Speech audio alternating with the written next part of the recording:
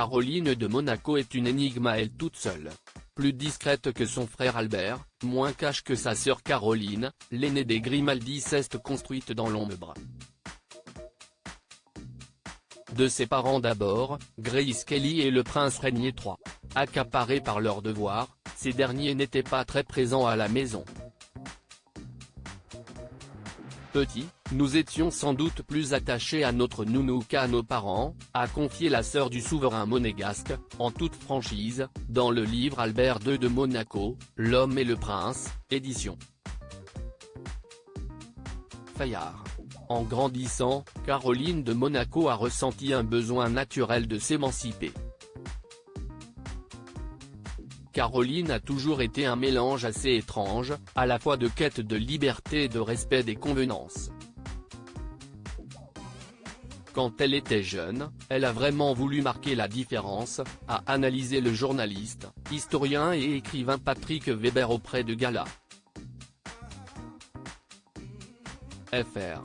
Une quête de liberté aussi perceptible à travers ses histoires d'amour, celle avec Philippe Junot d'abord, puis son mariage avec Stefano Casiraghi. Il y a eu son deuxième mariage, avec un homme qu'elle aimait beaucoup, mais elle s'est un peu affranchie des règles. Ce n'était pas un prince, c'était vraiment un mariage d'amour. Après la perte de son grand amour, décédé brutalement dans un accident d'offshore, un bolide des mers, au large de Saint-Jean-Cap-Ferrat, Caroline de Monaco est partie se ressourcer un temps loin du rocher. Avec ses 3 enfants, elle a trouvé refuge à Saint-Rémy-de-Provence. Une fois revenue en principauté, elle a vraiment tenu à jouer un rôle officiel, a rappelé Patrick Weber, auteur de Monaco, la saga Grimaldi, édition Décidée à conserver son rang, la sœur du prince Albert a su gagner en influence, grâce notamment à ses engagements. Son surnom en est la preuve. À Monaco, on l'appelle toujours la ministre officieuse de la culture, a rapporté l'expert des têtes couronnées. Selon lui, Caroline de Monaco a une certaine conscience de son rang, contrairement à Stéphanie, elle a beaucoup ce côté princier, à travers son mariage avec Ernst Auguste de Hanovre, à travers son inscription dans cette famille de Hanovre, qui est très prestigieuse, mais aussi à travers sa volonté de ne pas divorcer, de conserver son titre. Tout est important à ses yeux. À commencer par le bonheur de son frère.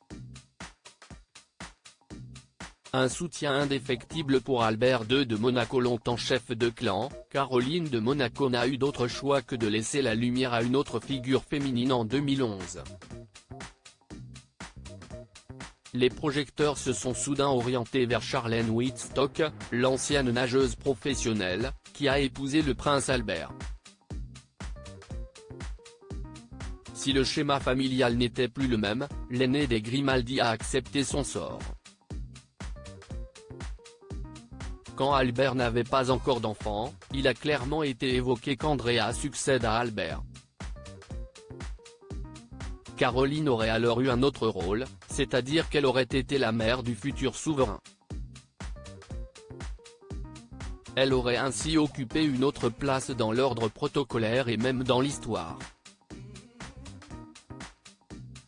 Quand Charlène est arrivée, les choses ont changé, a détaillé Patrick Weber auprès de Gala. Fr. Souvent décrite comme distante, Caroline de Monaco est en réalité une femme qui se protège. Caroline est une femme d'une élégance assez parfaite mais qui, en même temps, peut marquer une distance aristocratique et princière. Elle le fait à travers le choix de ses causes, sa passion pour l'art, sa passion pour la mode. Elle a vraiment toujours été une espèce d'icône. Durant la convalescence de Charlène, Caroline de Monaco n'a pas hésité une seconde à épauler son frère.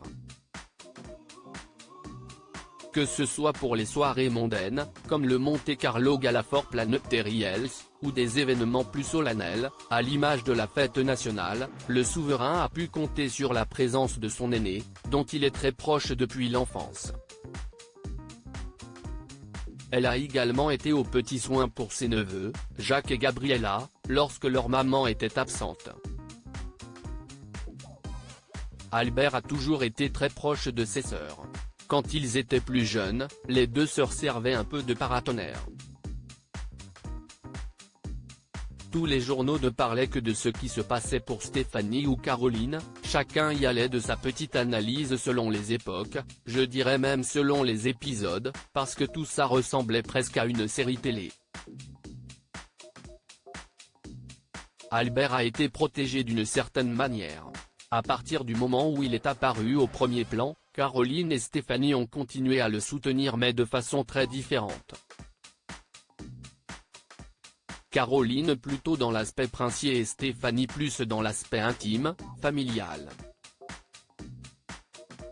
À deux, elles se partageaient vraiment bien les choses, a résumé l'historien. Respectueuse des traditions, si son rôle a semble-t-il quelque peu changé depuis l'arrivée de sa belle-sœur sur le rocher, Caroline de Monaco est restée loyale au souverain monégasque. Et pour cause, la princesse de Hanovre a toujours été attachée aux traditions. Elle suit les règles, peut-être que ça la rassure de les suivre, elle marque une distance, mais pour autant, c'est elle la princesse. Et elle est princesse de Hanovre, ce qui, d'un point de vue protocolaire, lui permet de cousiner avec le roi d'Angleterre, a confié Patrick Weber. Si est peut-être aussi pour cette raison qu'elle n'a jamais divorcé de son ex Ernst Auguste de Hanovre, épousé en 1999 et dont elle s'est séparée 10 ans plus tard. Caroline est très pieuse. Il ne faut quand même pas oublier que son premier mariage avait été annulé par le Vatican, là on est face à une femme qui ne veut pas entendre parler de divorce. Une fois de plus, c'est assez conforme aux règles qu'on pourrait trouver dans les familles princières, mais surtout les anciennes. Elle est à la fois dans son époque et hors de son époque. Une princesse discrète, intrigante, pour ne pas dire énigmatique. Mais n'est-ce pas là tout son charme? Crédit photo, @bestimage direction artistique Gala.